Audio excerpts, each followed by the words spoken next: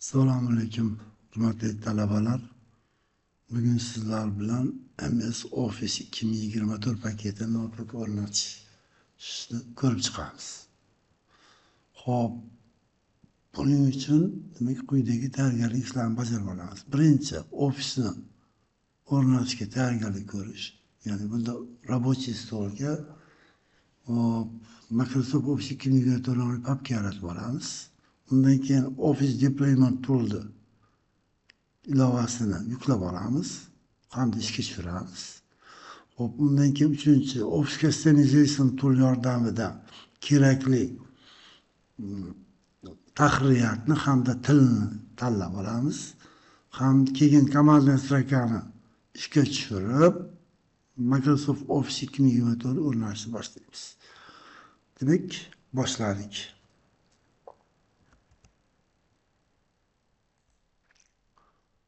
Mana hop, birinchi ishimiz demak рабочий stolda siqilsa o'ng tomonini bosib, so'zlab beruv yordamida yangi papka ochamiz-da, uni nomini MS Office 2024 deb nomlab olamiz. Hop, ana endi hop, bo'ldi, mana bo'ldi. Birinchi ishni bajarib bo'ldik. Endi Google Chrome'ga kiramiz, brauzerga kiramiz, Google Chrome'ga.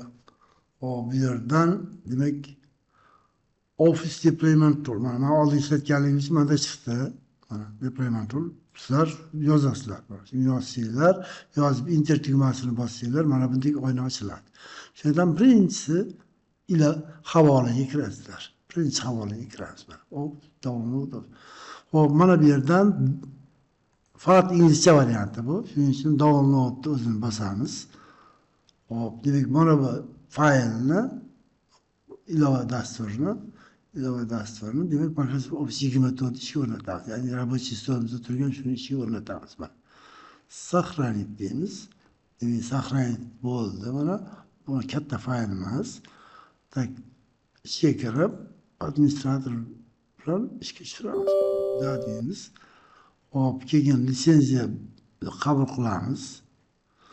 Hop, continue, davom etish tugmasini bosamiz.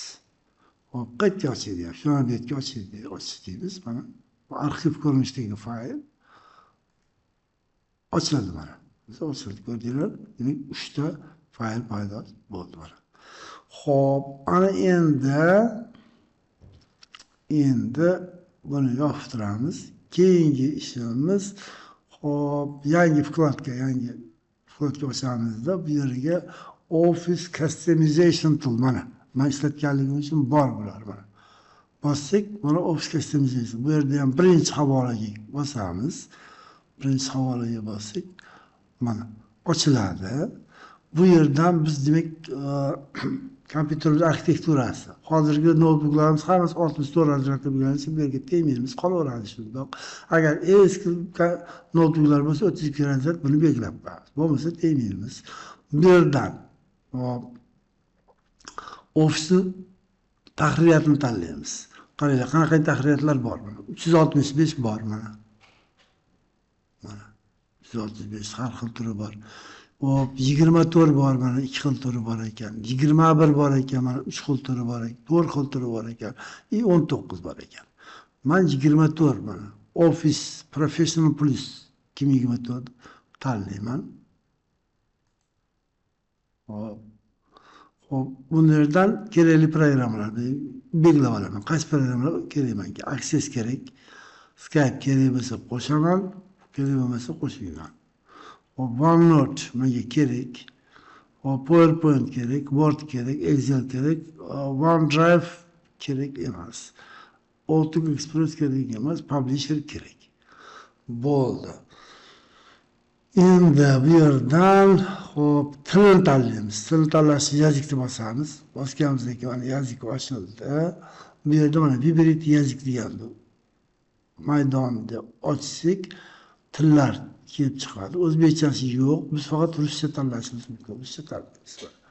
Tanlab bo'ldik. Mana hamma parametrlarni o'rnatib bo'ldik. bizga kerakli parametrlarni. Endi shu parametrlarni eksport qilamiz. Hop, eksport qilamiz. Qanday formatda? XML formatda eksport qilamiz. O'kka bosamiz. Hop, demak litsenziya bilan litsenziyani qabul qilamiz. Yo'llaymiz. Mana bu yerga hop soddaroq config deb yozib qo'yaman. Lotinchada istayman. Config deb yozib qo'ying, osonroq bo'lsin. Tak. Config 24 deb qo'yaman. 24-yillik. Export. Hop, buni ham o'sha рабочий stoldagi MS Office 24 ichiga yozamiz. Bo'ldi. Hop, 50% ishimiz tugadi. Shu bilan endi mana bu papkani qirqib olib, mana visit qilib, albatta karnaval katalog, ya'ni C diski ichiga tashlashimiz kerak. Bosh katalogga tashlab qo'yishimiz kerak. Ana endi buni hop ochib qo'yib turishgan bo'ladilar, tursin bu. Biz bu narsani ko'rib olamiz bu yerdan. Hop, endi komandni strikani ishga tushiramiz. Buning uchun demak, push bosaman, qidirish joyiga ruschaga o'tib komanda deb yozaman. Mana komanda strika nima bo'ldi? Ochildi. Shuni administrator huquqi bilan ishga tushiraman. Ya'ni sochdan 10 tugmasini bosaman, zapusk at imенно administrator ishga tushiraman. Da deyman. Ochildi. Endi mana bu papkaga o'tib olishim kerak. Uning uchun nima yozaman? Hop. Mana bu C diskdagi papkaga o'tib olishim kerak. Mana papkaga o'tishim kerak. Shu shiftga bossa mana belgilanadi. Shu Ctrl C bilan kopirovka qilib olaman. Endi bu yoqqa buyruq bor, eslab qoling. C da lotinga o'tamiz endi. C da bitta bo'sh joy tashlab Ctrl V desam chiqadi. Mana papkamga yo'l chiqadi. Enter bosaman. Shu papkaga kirdi. Endi hop mana bu configda yo'lni olishim kerak.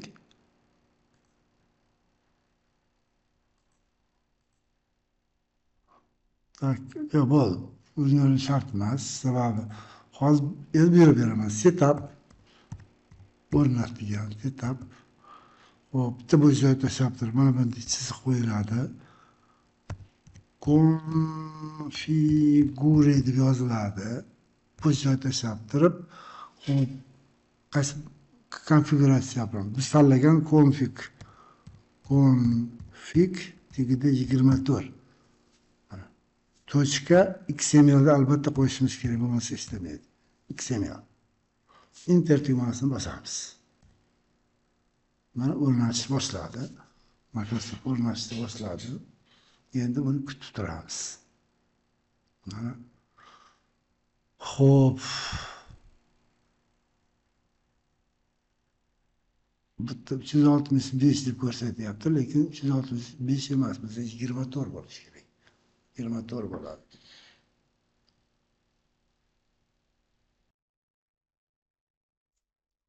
Mana demak, o'rnatib bo'ldi. Yopamiz. Tak, ana endi bu yerdan ko'ramiz. Buni ham yopib turamiz endi. Xo'p, buni ham yopamiz. Kerak emas. Endi ofistasini o'rnatib bo'ldik. Endi uni ishga tushiramiz. Demak, pustman bosamiz. Bosdik, mana bu yerdan Word turibdi. Word ikki marta bosdik, ochiladi. Xo'p, bitta bu sloviyasini print qilamiz, qabul qilamiz. Print tugmasini bosamiz. Zakrit deymiz. Zakrit, mana endi Wordni ishga tushiramiz. Mana Word bizda ruscha Wordimiz ishlab turibdi mana. Mana ekran katta qilib olamiz. Demak, ishlayapti.